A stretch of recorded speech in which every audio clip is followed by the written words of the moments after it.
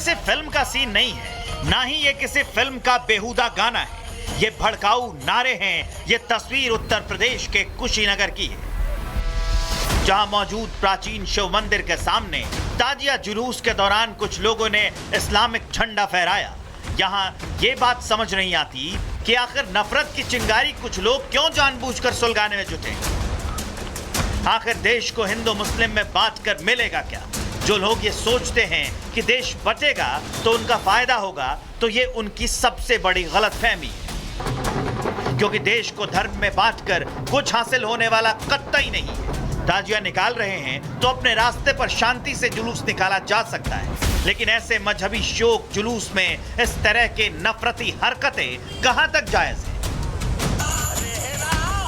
ये video clipping जुलूस में शामिल एक व्यक्ति का व्हाट्सएप स्टेटस।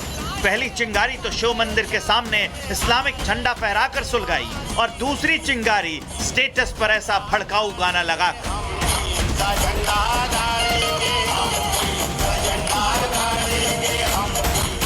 आखिर इस स्टेटस के जरिए ये संदेश क्या देना चाहते हैं? इनकी मंशा क्या है? क्या मजहब के नाम पर मारकाट मचाना चाहते हैं? चारों तरफ खून खराबे का प्लान है क्या? इससे मिलेगा क्या? इनका झंडा गाड़ेंगे हम, इनका झंडा गाड़ेंगे। आज सौहार्द झगड़ा और विवाद कराने के उद्देश्य से मंदिर के ठीक सामने इस्लामिक झंडा का वो लगाया गया था, जिसको मना करने पर तमाम तरह की बातें और उसका एक वीडियो बना के वायरल किया गया, जिसमें बहुत ही अमर्यादित कई गानाएं लगी हुई हैं। देश में हमें एकजुट होना होगा। इस तरह की हरकतें करके कुछ नहीं मिलेगा। सांप्रदायिक हिंसा भड़केगी, दंगे फसाद होंगे, प्रॉपर्टी को नुकसान पहुंचेगा, देश के आर्थिक हालात खराब होंगे, देश पीछे जाएगा। इसी राह पर हमें देश को जाने से रोकना है और इसके लिए एक एक देशवासी को अपनी भागीदारी देनी होगी। कुशीनगर वाले मामले में तो पुलिस ने इलाके में तनाव फैलते ही तुरंत कार्रवाई की। 2 युवकों को इस मामले में हिरासत में ले लिया गया। मंदिर के सामने लगाए गए इस्लामिक झंडे को नीचे उतरवाया गया। लेकिन इस तरह की साजिशें किसी एक जगह नहीं रची जा रही हैं। देश को बांटने की साजिश में जुटे लोग कोने कोने में फैले हैं। मुहर्रम के जुलूस में शोक व्यक्त करना समझ में आता है, लेकिन मुहर्रम के जुलूस में फिलिस्तीनी झंडे, हिजबुल्लाह के झंडे समझ में नहीं आते। ये दोनों तस्वीरें श्रीनगर की हैं, शहर वही लेकिन तारीख अलग। श्रीनगर में कभी फिलिस्तीन के झंडे दिखाई देते हैं तो कभी हिजबुल्लाह के झंडे। इसलिए सवाल उठ रहे हैं कि शोक जुलूस में इस तरह की तस्वीरों का क्या काम? अभी 2 दिन पहले भी शोक जुलूस में शामिल कुछ लोगों ने ईरान और फिलिस्तीन के झंडे लहराने शुरू कर दिए थे। ईरान के शीर्ष कमांडर खामेनेई की तस्वीरें बाहर निकाल ली थी। ठीक उसी तरह आज भी किया गया। हिजबुल्लाह की तस्वीरें मुहर्रम के जुलूस में लहराई गई। बार बार इस तरह के जहर घोलने वाले मामले सामने आने के बाद श्रीनगर पुलिस ने मुहर्रम में शामिल लोगों के खिलाफ केस दर्ज कर लिया है, क्योंकि मजहब के खिलाफ जुलूस निकालने को सही समझा जा सकता है, लेकिन फिलिस्तीन के झंडे, हिजबुल्लाह के झंडे लहराने के पीछे का मकसद हर कोई जानना चाहता है। क्यों देश में रहकर देश विरोधी कामों की चिंगारी को सुलगाने की कोशिश की जा रही है? क्योंकि ऐसे कामों से हिंसा भड़क सकती है, हिंसा बिगड़ने से माहौल खराब हो सकता है।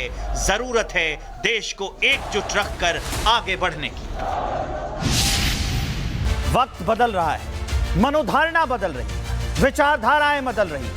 अब ये बदला हुआ भारत है, अलग तरीके से सोचता है, वो परंपरागत सोच नहीं है। और इससे हमें, आपको, देशवासियों को, सबको वाकिफ होना चाहिए और उन राजनेताओं को भी समझ लेना चाहिए कि अब देशवासी उनके जाल में फंसने वाले बिल्कुल नहीं। चलिए आगे बढ़ेंगे और बात एकजुटता की करेंगे। राष्ट्रहित का सबसे जरूरी शब्द, इससे तो आप हम सब वाकिफ है ना, क्या कहें कि मूल मंत्र है ये लोकतंत्र का।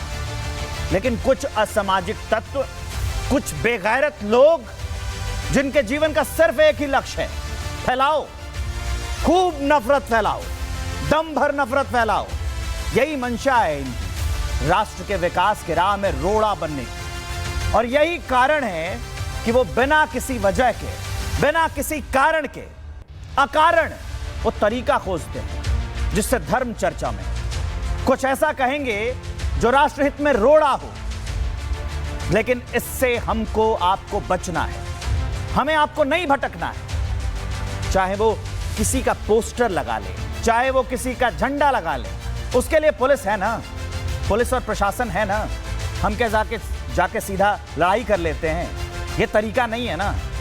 इसके लिए देश में एक पूरी पद्धति है, न्यायपालिका बनी है, वो अपना काम कर रही है, उसके लिए है पुलिस। अगर कोई भी असामाजिक तत्व ऐसी घटना करता है तो, क्योंकि हमें अपने देश के बारे में सोचना है, आपको अपने देश के बारे में सोचना है। एक एक नागरिक का योगदान जरूरी है राष्ट्रहित में। कार्रवाई करेगी पुलिस अगर ऐसा कुछ हुआ तो, एफआईआर दर्ज होगी, कानून अपना काम करेगा। बस हमें जरूरत है अपनी एकता बनाए रखने की, और ऐसे ऐसे दुष्टों को आगाह करना भी है और उनसे आगाह रहना भी है, उनकी चाल समझनी है। ये राष्ट्रहित में हमारा और आपका योगदान। हाँ, इसका दूसरा पहलू भी है।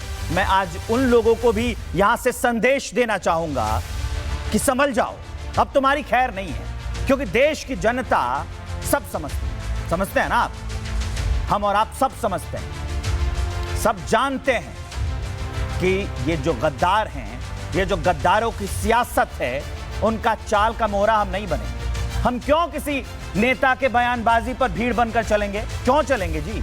नहीं चलेंगे ना, मैं नहीं चलूंगा, आप भी नहीं चलेंगे, क्योंकि हमें पता है कि ये नेता हमें लड़वाएंगे, ऐसी बयानबाजी देंगे, और इनका तो एक पूरा सिस्टम बना हुआ है कि कैसे माहौल खराब कर दे, कैसे त्योहार आए तो बयान दे दे, कैसे चुनाव आए तो बयान दे दे, कैसे लोगों को लड़वा दे, कैसे लोगों को भिड़वा दे। लेकिन हम आप तो सब समझते हैं ना, नहीं आएंगे इनके जाल में, नहीं समझने वाले हैं हम इन नेताओं की चाल के बारे में। अब हम लोगों को समझाएंगे, हम बताएंगे, हमें आपको सतर्क रहने की जरूरत है। रिपोर्ट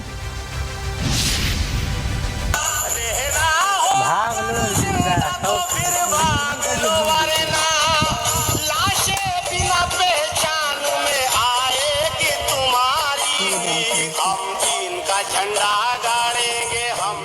ये किसी फिल्म का सीन नहीं है, ना ही ये किसी फिल्म का बेहुदा गाना है।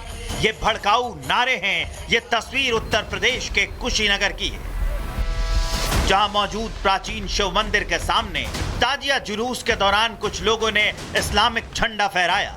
यहाँ ये बात समझ नहीं आती कि आखिर नफरत की चिंगारी कुछ लोग क्यों जानबूझकर सुलगाने में जुटे। आखिर देश को हिंदू मुस्लिम में बांट कर मिलेगा क्या? जो लोग ये सोचते हैं कि देश बचेगा तो उनका फायदा होगा, तो ये उनकी सबसे बड़ी गलतफहमी है, क्योंकि देश को धर्म में बांटकर कुछ हासिल होने वाला कतई नहीं है। ताजिया निकाल रहे हैं तो अपने रास्ते पर शांति से जुलूस निकाला जा सकता है, लेकिन ऐसे मजहबी शोक जुलूस में इस तरह के नफरती हरकतें कहां तक जायज है?